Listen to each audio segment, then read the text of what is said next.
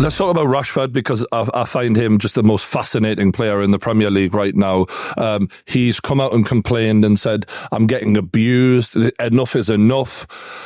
You know, is that fair? Do you think enough is enough? Does he deserve a break from the abuse? Or is this criticism? What do you see it as? I'd love to hear what you lot think of this. I think it was a smokescreen. I think it was a big clubs come and get me. I think, honestly, it's that. Like, he said enough's enough. You just signed a long-term contract. PSG said you used us last season to get a bumper deal. We want to, if you are serious, because we are getting rid of Mbappe, if you are serious, let us know that you want to come play for us. And basically, Rashford's, he had that situation with a fan before, you know, when he did a little F-off situation. Yeah. So he's got to the stage and he got booed heavily. After the Coventry game, when he does the Bukayo limp-off, we got, that's what we call it. He done the Bukayo. After that game, when he said it's a bit too heavy for him, he got booed heavily. I believe that he's in a situation now. It's like, I'm not going to turn around. Like, social media is always going to be social media for everyone, but he probably gets it the worst. Social media fans are not going to change their opinion. So what do you mean enough's enough? What are you going to do? Change your environment. The environment, I believe, he's waiting for a big club now. Even if it's you lot that want, Arsenal. Yeah. Whoever, there's someone because Rashford is a very good player. I'll take him. Would you take Spurs? I think this is an interesting conversation too. Because we're three clubs here: Chelsea, Arsenal, Spurs. We all need forwards in the summer. Would you roll? Can we just clarify just one thing before you go? Yeah. £300,000 a week. Yeah. But because you got to pay that. Oh no, he's got to take a cut. And in terms he's not going to, is he? In terms of the abuse, by the way, this is one thing. It's 300 grand a week, Rashford. Okay, I don't want 300k. So, as a Chelsea fan, I'd absolutely never take him at 300 grand a week. And the reason is I've been scarred by the Raheem Sterling thing. Now, I forget that Raheem Sterling is harshly done by at times, but if you literally go, right, okay, your performances in comparison to your wages, we've had an awful deal. He's a better workhorse, though. Who? Rashford will be a better workhorse than Sterling. Ooh. He will. Has he been a workhorse this season? He will. He will. This is a real photo finish. Who's the laziest bastard out of these two? Rashford will work harder than Sterling. Do you think? He would. I don't see it, mate. When's he been a workhorse this year? Even if you look at the sprints, you can just look at sprints and things in games in the season. Someone get up to date. This is not. He's not a workhorse. He's a fucking paddock pony. He does not run. No, but I'm saying, again, remember when he talk about the style of play? The problem with Ten Hag's style of play is Ten Hag demands everybody runs, and everybody runs consistently. Now, in another team where you're not set up that way, and where you have more of the ball, he doesn't have to run. He doesn't have to run back. I get what you're saying. What Ten Hag is asking for is a lot. Now, in another team, Sterling's not running back. How we play, guys, you've seen us. So now, if the system is fitting to Rashford, where he doesn't have to do them doggies, he actually be more lively. He will run more. He'll give you more than Sterling. Rashford's a good player. That's why Ten Hag likes Anthony, by the way, because Anthony's shit going forward, but he covers, he runs back, tracks. Ten Hag's dream footballer is Almiron, is his dream player, really. Just all the tracking. He wants all the running. He wants young, and I don't know if there's a breakdown with him, but then I promise you now that Rashford's a good player, but he's got to the stage where he needs to be uncomfortable. We talk about a kid I compare him to a kid that's lived at home for too long, and he just needs to leave his parents' house. And I say something, if you're on 300 grand a week, just do what the manager says. Just do your job. If the manager says you got to track back and do this, and unfortunately, every footballer wants to be on the ball more. They don't want to do drills on the training ground without the ball. Because even when I spoke to Basuma when he came and did Kit Game, he said one of the main things he loved about Ange coming in, as opposed to Conte and these other managers, was that they were doing more things with the ball. Footballers want to play with the ball. I understand that Rashford would probably want to play with the ball and be taking people on. But the reality is, if you're getting paid 300 grand a week and you've signed that contract, mate, just do what the manager says. You're on a lot of money. And you know what you're saying, KG, about like you could go to another club where the demands aren't the same. Like, I'm sorry, but you look around modern football. Where's that? Do you know what I mean? What good team does not ask their forwards to press nowadays? If anything, it's the culture. Guardiola teams press. Arsenal, mate, fucking Martin Ødegaard. He runs more than like anyone else in the Premier League, or both of our wingers. Yeah, but you'll be doing it in the other. You'll be doing it in the opposition's half. You're not doing it in your own half. You still have to Man track. United are like, mate, you still have to track. You still have to track. You still have to track when you don't have the ball. But he will, though, at somewhere else where he's not the. Trust me, I've been to Carrington, I've seen this guy like in the dressing gown, Uggs getting to the McLaren. Do you know what I mean? Like, it's incredible. That's what annoys me. You know why? I think he's the most overrated footballer in the Premier League, this guy. Who? Marcus Rashford. I don't think he's overrated. Let me learn. Carry on. This man is on 300 grand a week and he's a goal scoring forward. That's his job, right? He's a wing forward, right? His job is to score goals and to do a bit of tracking back. In 9 seasons, if you compare him to Callum Wilson, right? Callum Wilson, who's been unfit, has been injured 50% of the time he's been at Newcastle. For most of his career, has been battling relegation with Bournemouth, battling relegation with Newcastle, only recently got out of that. Marcus Rashford has only outscored Callum Wilson 1 season in 9 seasons. Marcus Rashford is on 300 grand a week. Callum Wilson's on 50 grand a week. Marcus Rashford is rated the way he is. Yes, he scored some great goals. Yes, he's had some good seasons even. But it's brand Rashford that elevates the way we see him. The reality of Marcus Rashford, he's only outscored Callum Wilson 1 time in 90. But his ceiling's high though. But his ceiling is high. Oh, mate, we know his ceiling can be as high as you want. He's never going to touch it. But his floor is horrible. This is the problem. His floor is horrible. Yeah. But the other thing I'll say to sort of caveat with your point, mate, which year was it that he scored all the goals? The year that he wanted a contract. The year that he wanted the money. And you see this across sports sometimes when a player is playing for a contract, then they get the contract, then they fall off. And do you know, like, I've got to be honest with you, I love the way Rashford plays football. He's good. And I was watching him start of this season. Arsenal need a forward. Arsenal need a big, fast forward who could play through the middle, on the left a little bit. And I was looking at Rashford. I was going, yeah, this could work, man. This could work.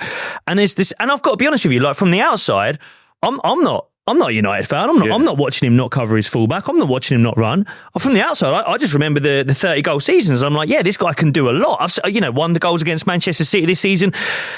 And the mad thing is, as a guy, I still remember the school dinners. Yeah, do you know what I mean? Like his PR is... I've said Brian Rashford. But not just... That's what he's saying, like we say Brian Rashford, come on, man. Like he fed fucking kids. Like he went to war with the government. I don't think he did that for Brian Rashford. I think he did it because he gives a shit. No, I agree. Something's happened. Something has happened with that guy in the last year, 18 months. And I'm looking at him now as an opposition fan and I'm going, you know what? You're going to be 27 in November, and if you're coming in, you're not taking any pay cuts. He's not taking pay cuts. Let's be really honest. He's not taking pay cuts for Spurs, for Arsenal, for Chelsea. He ain't taking a pay cut. I just don't believe that. I don't trust the guy. You never know. Good manager he had though. Who was the last good manager he played under? Oh yeah, that's a true. Jose. But then Ten Hag got the best out of him though. Ten Hag got the best out of him. For a season. Ten Hag got the best out of him. But let me tell you something. What I think went wrong with Ten Hag as well, and this is just my theory. Yeah. We know, and I know personally, that him and Jadon Sancho are very good friends. Yes. They're very good friends. And something just, the way it went down with Sancho and Ten Hag, I don't think Rashford was happy about the way it went with Ten Hag. Because he's the only one to like he liked his record that he hit yesterday. And even when he left, they're friends, bro. They're Publicly, Rashford supported Sancho in liking the Instagram. So when he got the move, he was like they're friends. He was not happy with the way Ten Hag treated Sancho. Like, there's players at Man United that will just come into the training ground and they might look at it and go, oh yeah, I don't really like it. But when they leave the training ground, they go about their lives. Sancho's not my boy like that. You know what I mean? Like, we're colleagues, you're cool, but I see you at training Rashford and Sancho are boys. When we leave training ground, we're hanging out, we do things together. We go on private jets to flipping, I don't know, the Cayman Islands or wherever. The experiences they've had together, they're both missed the penalties. Exactly. Euros. So when I'm not even bantering. No, I'm not even bantering. Like, emotionally, That's a rule. But my thing is, if that's happening to your boy, and then outside of Carrington now, you go home and you're hanging out, and then your boy's just saying to you, bro, I just don't like the way he's treating me. You're just now internally thinking, oh, fuck this guy. Do you know what I mean? Like, that's my guy. Like, I see he's being made to train with the kids. He can't even eat with us in the canteen. I'm having to wave at him from across the thing or send him an iMessage like, bro, you good? Like, all the way on the other side. Like, this is your boy. Like, so you're not going to give your 100% for this guy now, are you? There's a bit of resentment. So do you think if another United manager, do you think another United manager could come in this summer and get the best out of Rashford? I think another manager, I'm not saying he's going to start being amazing or worldy, but I just think he's going to give more for another manager. I think he made his decision ages ago because of the Sancho situation. And how he feels about he's looking at Sancho right now in the semi-final of the Champions League thinking, I wish I was fucking in the semi-final of a Champions League. And now, a word from our sponsors. Shout out to everyone who's supporting the Kickoff. I really appreciate you, especially our betting partner, StakeMate. If you want to support the Kickoff and help us make more content and you want to bet, then please do it on StakeMate. They are supporting the channel. They've been amazing to us. And also, they're going to give you a £5 free bet when you use the code TKICK UKO 5. And the best thing about this app is that you can bet on it with your mates. I am going to start with your boys, Newcastle, to continue the good form and get an away win at Burnley. Who's the next one going to be then? I am going to go with a relegated Sheffield United to get a win against Nottingham Forest. That would be an upset, and I think we're going to need a couple of more since it's an Tanaka. I'm going to go Chelsea to beat West Ham at the Bridge. Let's hope so. And I'm also going to go Crystal Palace to continue their good form against Manchester United at home. A Palace win. So that's 36-1 odds we've got on there. We've put a tenner on between the two of us. Hopefully it comes in. You can do exactly the same with your mates. Just remember, StakeMate is a betting app. It's on in the UK only. You've got to be over 18 and you've got to gamble responsibly. But thanks to everyone using StakeMate, because you are not only supporting them, you're supporting the kickoff. Appreciate it. Just as an opposition fan, as someone who's appreciated Rashford over the years, and someone who's liked him, by the way, I've not gone through what United fans have gone through with him.